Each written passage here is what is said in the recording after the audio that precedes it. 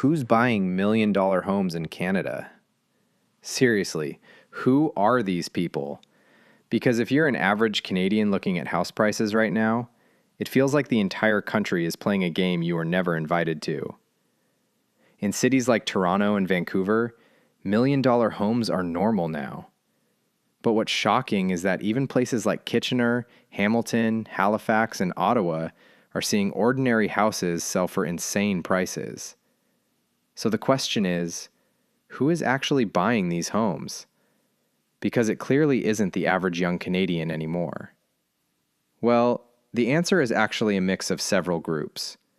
First, there are dual high-income households. A lot of buyers today are couples earning combined incomes of $200,000 to $400,000 a year. Tech workers, doctors, executives, engineers, business owners. Two strong incomes can dramatically increase buying power. But even that doesn't fully explain these prices, because many buyers aren't just using income, they're using equity. People who bought homes 10 or 20 years ago have seen massive increases in property values. Someone who bought a house for $350,000 years ago may now own a property worth over $1 million. So when they upgrade, they already have a huge financial advantage. To first-time buyers, it feels impossible because they're not just competing against salaries, they're competing against accumulated housing wealth. And then there's family money. For many young buyers, the secret isn't always some unbelievably high-paying job. Sometimes it's parental help. Large down payment gifts have become increasingly common in Canada, especially in expensive cities. Two people can earn the exact same salary, but the one getting a $300,000 gift from family enters a completely different housing market. Then there are investors. For years, Canadian real estate became one of the country's favorite investment strategies. People bought second homes, rental units, condos, and pre-construction properties simply because prices kept going up. Homes slowly became less about shelter and more about building wealth. And of course, many Canadians also point to the darker side of the market: money laundering and fraudulent mortgages. Authorities have investigated cases where illicit money flowed through Canadian real estate, especially in cities like Vancouver and Toronto. And mortgage fraud has also been a growing concern. Fake income documents, inflated employment letters, people borrowing far beyond what they truly qualify for.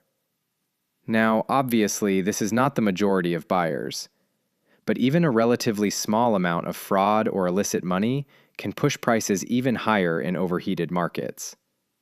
And that's why many Canadians look at these home prices and think, there's no way normal incomes alone are supporting this.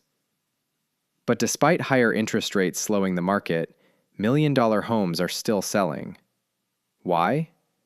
Because Canada still has extremely high demand. Population growth is strong, immigration remains high, and housing construction has not kept up for years. At the same time, a million-dollar home doesn't even sound luxurious anymore in many parts of Canada. That's the craziest part. In some cities, $1 million buys a completely ordinary suburban home. No mansion, no luxury estate, just a regular family house. And that reality is changing the country. Young Canadians are delaying marriage, delaying children, living with parents longer, or leaving expensive provinces altogether. Some are moving to Alberta. Some are moving to smaller towns. Others are giving up on ownership completely. And honestly, many people are now asking, is this sustainable?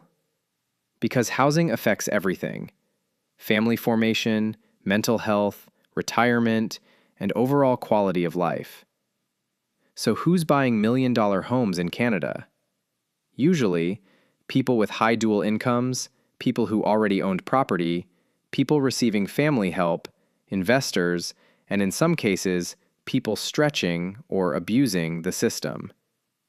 And until Canada seriously addresses supply, affordability, and speculation, this problem probably isn't going away anytime soon.